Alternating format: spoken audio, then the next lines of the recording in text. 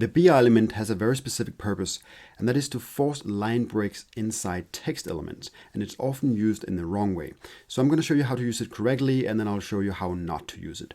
So a good example of when to use the BR element is, for example, for poems or for lyrics. So I copy and pasted this poem inside my text editor, and you can see here that it's actually formatted the correct way when I copy and pasted it, but the way that it renders over here in my browser is not how it's supposed to look. So to format this in the correct way, I can add the BR element right after each line, and then in a few seconds it's gonna be looking exactly how it's supposed to.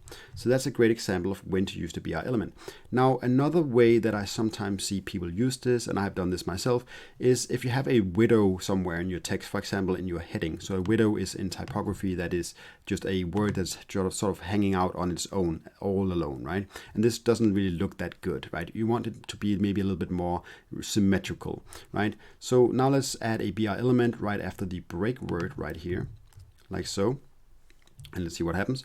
Yeah, maybe that looks a little bit better, maybe not. But here's the problem. Even if it does look better at this layout size, look at what happens when I resize, right? For different screen sizes, right? It just doesn't work. This is not a very professional look. So I don't recommend that you use it for this. Now, the really bad way of using this is to add spacing or margins between elements. This is one of the worst ways to use it, because this can cause also unpredictable results, and it can also cause a lot of confusion. So what people will sometimes do, for example, is to add a couple of BR elements in between. It could be paragraphs, could be anything really. And this is not something that you expect in a professional environment. So this can cause a lot of confusion if a CSS developer is sitting there and looking at the layout and they're like, what's going on here? Why is there a space here? I didn't add any spacing. I didn't add any margins with in my CSS style sheet. So what's going on here?